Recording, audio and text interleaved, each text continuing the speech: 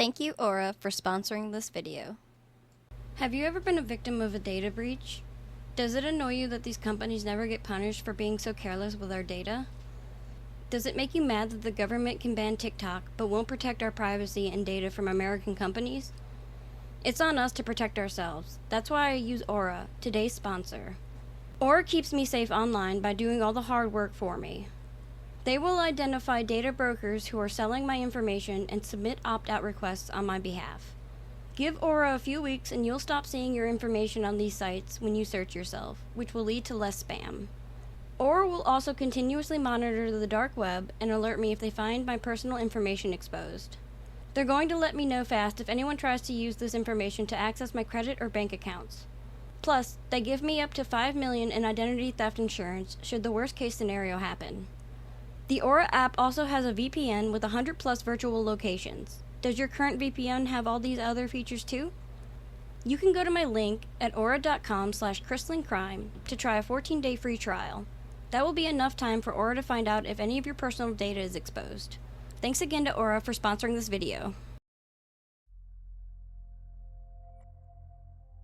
The Power family consisted of Jeff, his wife Martha, their 3 sons, Charles, John, and Tom, and their daughter, Ola Mae.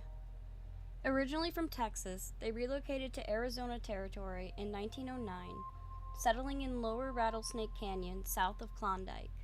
2 years later, Charles purchased a nearby goat ranch, now known as Power's Garden, prompting the family to move there. They expanded the ranch by adding more rooms to their cabin and later transitioned to cattle ranching.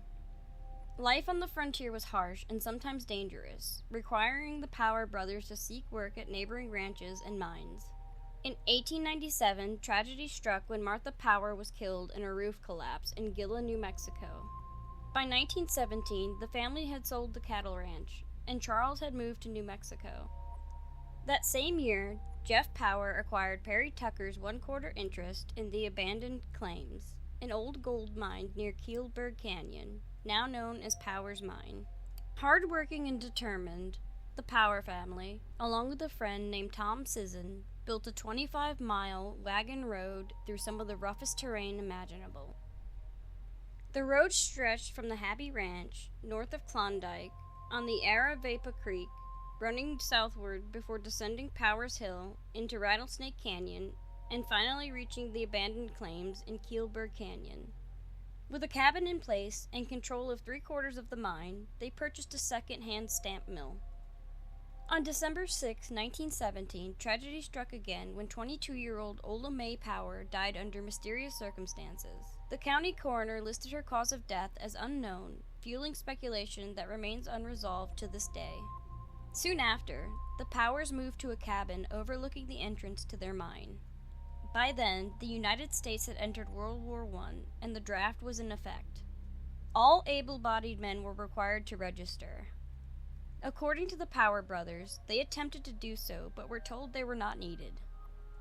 However, a historical account from the U.S. Forest Service suggests that Jeff persuaded his sons to evade the draft. Believing they had no reason for concern, John and Tom returned home. However, authorities were soon informed of their alleged draft evasion. In mid-January 1918, just as the Powers had finished preparations to begin mining operations, Graham County Sheriff Robert Frank McBride dispatched J. Murdoch to deliver a message. The sheriff requested that the brothers surrender peacefully. Yet Jeff, perhaps assuming no further action would be taken, chose to keep his sons at home. When the Power brothers failed to appear in Klondike, Sheriff Robert Frank McBride organized a posse to bring them in. The group included Deputy U.S. Marshal Frank Haynes and 2 sheriff's deputies, Martin Kempton and T.K. Wooten. Marshal Haynes carried arrest warrants for John and Tom Power, while Sheriff McBride had warrants for Jeff Power and Tom Sisson, who were wanted for questioning regarding Ola Mae Power's death. On February 9, 1918, the posse departed Klondike, stopping at the Upchurch Ranch to borrow horses and saddles before continuing south to Power's cabin. Arriving late at night, the posse chose not to act immediately. Instead, they took up position around the cabin and waited for dawn. Early on February 10th, Jeff Power woke up and lit a fire in the fireplace, while John started another in the wood-burning stove. Suddenly, the horses outside grew restless, causing the dog to bark. Sensing something was wrong, Jeff grabbed his rifle and headed toward the front door, which faced east. What happened next is disputed. Two conflicting accounts exist, one from the Power brothers and the other from Deputy Haynes, the posse's sole survivor. According to Haynes, as soon as Jeff stepped outside, Deputy Wu-Tan shouted, "Throw up your hands! Throw up your hands!" Almost immediately, gunfire erupted from inside the cabin. Haynes fired 2 shots through the door and another through a window while he and McBride ran for cover along the north wall of the cabin. Deputies Wu-Tan and Kempton also opened fire, but Kempton was quickly shot and killed, either by Jeff or someone inside. Wu-Tan managed to wound Jeff in the chest before turning his sights on Tom Power, who was looking through the window. Shattered glass from the gunfire cut Tom's face, but he returned fire, hitting Wu-Tan in the back as the deputy attempted to retreat, killing him instantly. Meanwhile, Sheriff McBride and Deputy Haynes took cover near the northeastern corner of the cabin. At some point, Haynes moved to check the rear of the cabin. When he returned, he found McBride dead. Based on spent bullet casings, Haynes later claimed that Tom Sisson had fired 3 shots through a gap in the logs, striking the sheriff. Realizing he was alone, Haynes fled to where the posse had tied their horses. Mounting up, he rode to Klondike as fast as he could. The entire shootout lasted only a few minutes, with around 25 shots fired. By the end, Sheriff McBride, Deputy Kempton, and Deputy Wu-Tan lay dead. All 3 Power men were wounded. Tom suffered cuts to his face from the broken glass, and John was struck by splinters when a bullet hit the door jamb near him. Jeff Power, gravely injured, succumbed to his wounds later that night. As soon as the gunfire ceased, Tom Sisson and the Power brothers carried Jeff inside the cabin, making him as comfortable as possible. With their weapons in hand, they took the posse's remaining horses and rode south towards the town of Reddington. From there, they traveled east before crossing the U.S.-Mexico border at a point south of Hachita, New Mexico. Law enforcement quickly mobilized multiple posses to track the fugitives, but Sisson and the Power brothers managed to evade capture. However, the United States cavalry soon joined the search. On March 8, 1918, the 3 men were apprehended without resistance. All 3 were convicted of first-degree murder and sentenced to prison in Florence, Arizona. Sisson remained incarcerated until his death at the age of 86, but the Power brothers endured and were finally released in 1960. 9 years later, Governor Richard Williams officially pardoned them. Tom Power passed away in San Francisco, California in September of 1970, while John lived near Aravaipa Canyon until his death in 1976. In 1975, the Powers cabin was placed on the National Registry of Historic Places and later restored by the United States Forest Service. Jeff Power is buried alongside his sons, wife, and daughter in Klondike Cemetery. His gravestone bears a haunting inscription, "Shot down with his hands up in his own door." In 1916, Jarbidge, Nevada was one of the most remote communities in the state, nestled within Jarbidge Canyon along the Jarbidge River. Established as a tent city in 1909 during a gold rush, the town quickly grew to around 1,500 residents. However, the harsh winters caused the population to dwindle to just a few hundred by the spring of 1910. Jarbidge's isolation meant that technological advancements were slow to arrive. The only access to the town was via a rugged dirt road, and communications with the outside world depended entirely on the United States mail stage. During winter, snowdrifts reaching 20 to 30 feet often left the town cut off for weeks. Automobiles had yet to make their way to Jarbidge, so transportation remained reliant on horseback and wagons.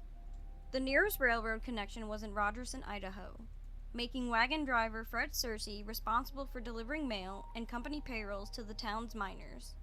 The robbery took place on December 5, 1916. When Fred Searcy failed to arrive in town on time, a small group of men gathered at the post office, assuming heavy snowfall had delayed him.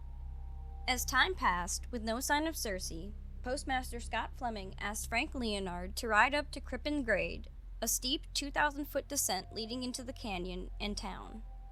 Leonard returned hours later, reporting that neither Cersei nor his wagon was in sight. Concerned for Cersei's fate, Fleming organized a search party.